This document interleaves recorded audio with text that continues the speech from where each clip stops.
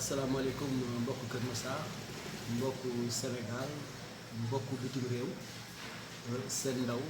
seen doom seen jarbaat Serigne Babacar Djimera nekk conseiller municipal ci turu liste ba ñuy wax sunu gox sunu askan yabaloo ñu ca mairie pour ñu koy teewal def na ay conseil municipal tey nag Kër Massar dafa am benn situation bu particulière bu fi am démb dañoo xëy marchand ambulant yi si veyu tabaski bi di jaamaarloo ak yenn si waa mairie bi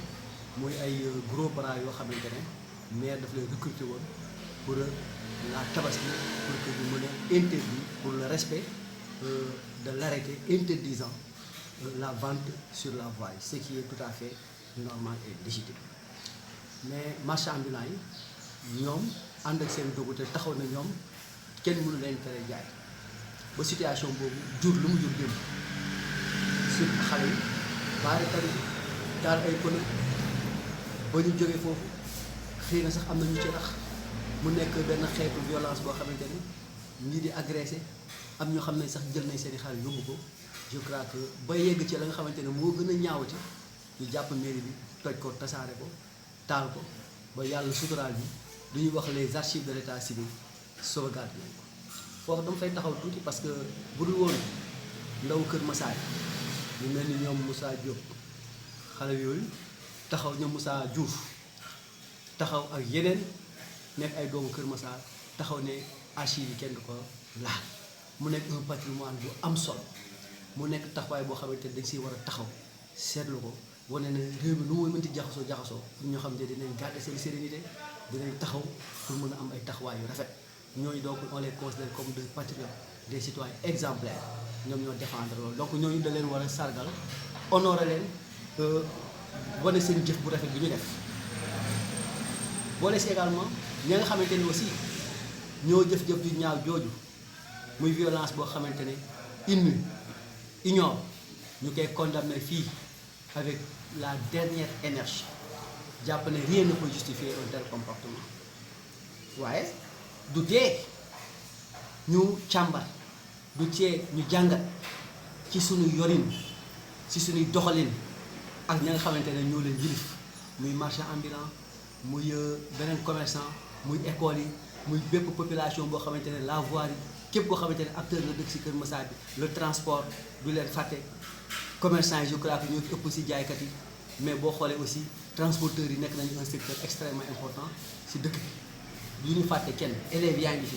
tous les secteurs environnement yëpp a ngi fi mais tey jii li waral mbir mi mooy ñi def njombe ju rëy ji ñu wax ni tey taal lu mel ni institution municipale acte boobu dañ koy ñaawlu ba fu ñaawlu yàq mais comme ni mu ko waxee du ñu koy saytu Kër Massar nag dafa am benn particularité Kër Massar tey jii dama jàpp ne nguuru Sénégal ci boppam dañoo seetaan Kër Massar dañoo seetaan mairie Kër Massar dañoo seetaan maire bi seetaan conseil municipal bi bàyyi ñoo population yi te xam ni Kër Massar am nay ñaxtu yu bëri fi am bu gars yi demee ba ñu wax la départementalisation de Kër Massar maire bi ci wax keneen di ci wax acteurs yi di ci wax état bi ne nem mu toog jàpp mbir moomu waxu ci defu ci loolu dafa mel ni dañuy seetaan affaire marchand ambulant yi alerté nañu yàgg nañu alerté la situation parce que boo xoolee période Covid bi def nañu benn manifestation ba naroon def attaque loolu yàlla def ci jàmm ñoom jàmmaarloo nañu fii ak waa mairie ak waa ak gendarme ñu xëy ci situation bii ñoo doole aussi donc maanaam lu ñu wax xoddale balaa ngay lakkale te damaa jàpp ne dañoo seetaan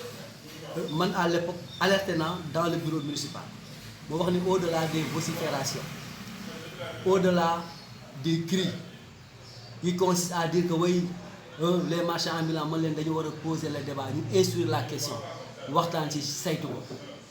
xool mbir mi naka lañ koy gérer parce que c'est une question de gestion municipale c'est une question de gestion d'une réalité qui est là mais on a souvent occulté la situation ba tey mu jural li mu jural du ma défendre benn marchand ambulant du ma marchand ambulant mais dama jàpp ne ñoom aussi dañoo bokk ci réew mi am fi luñ fi tekki mu nekk une réalité boo xamante ne c'est une réalité nationale bu ñu fàttali ko première manifestation des marchands ambulants c'était sous Ablaye Wade et ceci a secoué le régime d'Ablaye Wade loolu nekk mbir moo xam ne dañ ko seetaan la question de l'informel de secteur informel dans ce pays ñu dem ba di wax dañuy créer ay ministère de l'informel ak yu demee noonu je crois que bu ñu demee ba tollu foofu maanaam wane na ne secteur bi c'est un secteur très sensible parce que tout simplement ça pose la question de l'emploi des jeunes au Sénégal. Il n'y a pas de politique d'emploi au Sénégal réel tey jii boo xoolee xale yi ci loolu la ñuy jàpp def ko seen survie bu ñu nee ba mu jaral leen yenn ñi ñu mën a taxaw di xeex ne faw ñu jaay donc war nañu poser ay questions sans légitimer nag les actes de violence yi nga xamante ni ñuy def la rien ne le justifie mais quelque part la violence peut appeler à la violence parce que agents municipaux yi daan gérer voirie bi à l'époque on les a mis à l'écart pour mettre en place des groupes de lutteurs bien musclés. Ça montre aussi la volonté de mater et la volonté d'imposer la loi. Mais je crois que la loi a des forces de l'ordre qui sont là dans ce pays. Parce que si vous avez des jeunes, ay seen moromu jeunes ñu ñëw taxaw parce que dañ leen fay ñu taxaw di jàmmaal ak ñoom ñoom aussi dañoo dem ba réagir par rapport à cette situation là. Donc je crois que war nañu mën a saytuwaat mbir au-delà d'un problème conjoncturel, la question des marchands ambulants est une question nationale et une question structurelle que l'État doit prendre en main. L'autorité centrale déconcentrée et bien informée de la situation xam nañu en général mais situation bi ñëwee je crois que le rond-point de Keur Massar pendant la période de la Covid effet li ñu defoon foofu ba maîtriser la zone l'arrêté encore là mais on ne s'est pas donné les moyens en un moment donné. C'est la mairie avec le sous-préfet qui ont assoupli les mesures qui ont permis à ces gens-là de revenir et parfois on prélève des taxes à ces gens-là mais day dem ba ñooñu dañuy légitimer seen présence dans la voie alors que c'est une présence illégale ce qui est illégal rek dañ koy gérer et veiller à ce que mu bañ a am mais soo ko bàyyee muy perpétuer ngay ñëw di prélever ay taxes léeg-léeg sax nga fayeku leen ay table ay 15 000 francs et cetera boo demee ba di def loolu day dem ba ñooñu dañu am benn droit benn sentiment de propriété ce qui n'est pas bon. Je crois que cette question des marchands ambulants appelle une synergie de tous les acteurs. Je ne parle pas des conseillers municipaux, des partis politiques et tout ça. Je parle des acteurs du développement communautaire et du développement local de Keur Massar sans exception. ñu mën a toog waxtaan ci ay mbir ak yeneen i mbir. Je suis un conseiller municipal, je reste solidaire au conseil municipal, je reste solidaire au bureau municipal, mais je crois que j'ai un point de vue particulier par rapport à l'analyse de la situation, par l'analyse tout simplement de la gestion de ces questions, notamment la question des marchands ambulants. C'est une question boo xamante ne nag ça devient une question extrêmement sérieuse. da nga koy lëkkaleeg aujourd'hui l'exode rural xale di jóge ci dëkku kaw yi di ñëw en masse. te yemul ci loolu tey ji doomu taax bi ci boppam tey ñoom seen bopp dañuy jóg di ñëw di bokk ci marché ambulant yi di ci bokk di ci liggéey donc mu nekk un moyen boo xamante ne un gagne-pain une source de revenu extrêmement important mais loolu je crois que c'est am na loo xamante ne loolu am na ci solo mais léeg-léeg bu ñu waxee ñu ne way ñi dëkkuñu Keur Massar 90% des gens qui mais c'est vrai Keur Massar aujourd'hui dafa am un caractère urbain c'est une zone périurbaine en pleine expansion. Population bi di yokk Keur Massar nekk un grand marché boo ñëwee Keur Massar à 18h n'importe quelle heure li fay transiter ci nit di jàll jëm Sangalkam jëm Tivaouane jëm Niaga loolu yëpp di jaar foofu ak ñi dëkk ci biir Keur Massar cette forte concentration notamment avec les trams d'accueil les parties de tous ces quartiers qui sont là avec cette population qui bonne qui concentre à Keur Massar c'est devenu un marché extrêmement un grand marché extrêmement important donc li Sénégalais di wàllu yaanee di dem ba bitim réew di fa wut lu ñuy jaayee seen doole di daan seen doole. Donc c'est tout à fait normal que Keur Massar, qui est également une partie intégrante du Sénégal, que des jeunes puissent venir tout simplement travailler et gagner leur pain. Mais il faudrait que nous devons également dans la légalité, nous organiser dans un cadre. Et ça, je crois que c'est ça le travail de la mairie. C'est le travail de concertation. Peut-être parfois, c'est des gens qui sont mais c'est vrai. Si nous sommes citoyens, nous sommes sasso, taxawal askan wi sasso taxawal gox bi je crois que ñun ak ku mënti doon ak fu xelam mënti toll ñun war nañ am matute mat